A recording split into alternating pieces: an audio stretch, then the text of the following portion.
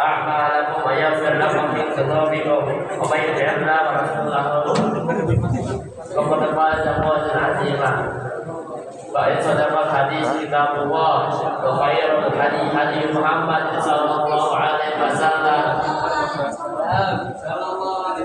وشر الأمور محدثاتها وكل محدثة بدعة وكل بدعة ضلالة أما بعد. Ma'asyiral muslimin, segala puji bagi Allah, hanya kepadanya kita memuji, memohon pertolongan kepada memohon pertolongan dan ampunan serta memohon pertolongan dan ampunan serta memohon petunjuknya. Selanjutnya kita beri kepada Allah dari keburukan yang ditimbulkan oleh diri kita dan menjelekan amal perbuatan kita. Barang siapa yang Allah beri hidayah, niscaya tidak ada seorang pun yang akan menyesatkannya. Dan barang sebaliknya, dan barang siapa yang Allah sesatkan, maka tidak ada seorang pun yang mampu memberinya petunjuk. Aku bersaksi bahwa tiada berhak bahwa berhak tiada ibadah dalam benar kecuali Allah semata. Tidak ada seorang kalinya. Aku bersaksi bahwa Nabi Muhammad hamba dan Rasulnya. Salah satu tujuan membangun individu Islam dengan bangunan yang kokoh lagi sempurna, perbuatan yang didasari iman dan akidah yang benar, keagamaan dan kepentingan jiwa, persiapan dan perjalanan itu kesucian dalam hati dan nurani keindahan akhlak dan perilaku, sehingga seorang muslim hidup dalam nama Islam menjadi teladan yang baik dan menunjukkan jiwa berhati bersih dan terbebas dari was-was, kebencian dan sakit hati, dan terlepas dari jalan ketergian dan keharaman. Tidak ada yang bisa menjauhkan kerisauan, mengusir was-was, dan menjadikan perasaan selain dengan menafai ridha Allah dan ridha terhadap semua keputusan takdirnya, keadilan dan hukumnya serta pilihannya terhadap hamba-hambanya. Wahai yang menginginkan kehidupan dan aman dan nyaman, tenteram, tanpa merasakan kerisauan, bersihkan hatimu dari benci, ria, dan dengki.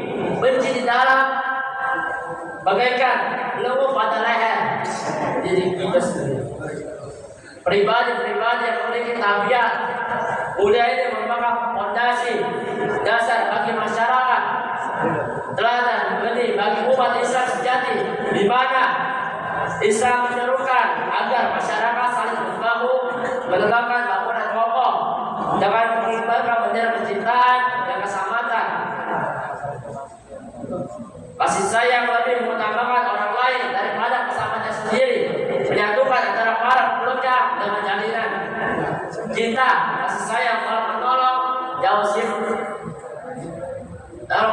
dari sifat individualisme yang mengutamakan diri sendiri, monopolikan penguasa tertentu dan egoisme pribadi, di mana hal ini akan menimbulkan benih kecemburuan, soal dan menebarkan dirinya hingga merusak bunga-bunga iman yang sedang mekar. Oleh karena itu, memudarkan cahaya dan Islam terang dan berkilau. Oleh karena itu, Islam memerangi penyakit-penyakit hati, gangguan-gangguan jiwa, dan penyakit-penyakit sosial lainnya. Kemudian, Islam memberi perhatian serius untuk melakukan langkah-langkah antisipasi dan solusinya, melebihi perhatiannya terhadap penyakit-penyakit fisik. Apabila penyakit mengganggu badan, mendiagnosa penyakit ya, lalu izin dokter akan memberikan resep manjur dengan izin Allah Subhanahu wa taala. Akan tetapi penyakit-penyakit hati terkadang tidak dapat dideteksi oleh manusia hingga yang merusak agamanya. Oleh karena itu, Islam sejak awal memproteksi masyarakat dengan benteng yang kokoh agar penyakit kronis dan penyakit hati yang berbahaya ini tidak menjalar ke seluruh masyarakat. Islam menjaga bendera masyarakat agar jangan digerogoti oleh penyakit-penyakit. Lalu mencapakan jauh dari pantai indah dan damai, kebaikan dan ketentraman akibat iman keluar dari hati mereka bagaikan air yang meluap dari bejana tanpa penutup. Pada akhirnya masyarakat tenggelam pada gelombang kebencian dan kebencian serta keburukan dan kerusakan, lebih mengutamakan diri sendiri dan juga membangkang, sehingga hal itu menjadi peluang bagi orang-orang yang berniat buruk, sasaran-sasaran empuk bagi mereka yang menunggu kesempatan untuk menajamkan kuku dan meniupkan racun-racun mereka. Maka sebab tangan-tangan mereka terjadilah kehancuran pada manusia dan negara. Kita berlindung kepada Allah dari kemurkaan kebencian sisaannya. Penyakit yang paling berbahaya adalah penyakit hati yang membunuh. Ia tidak menyakiti umat ini melainkan sebagai peringatan akan kehancurannya. Ia tidak menyusup di suatu negeri melainkan merupakan jalan kebiasaannya. Sebab kecelakaan dan merupakan jalan kebiasaannya apabila ia merambah pada barisan soft jamaah sehingga menjadi sebab kecelakaan dan bencana. Sungguh ia adalah asal mula setiap bencana, sumber setiap permusuhan dan pokok kesengsaraan.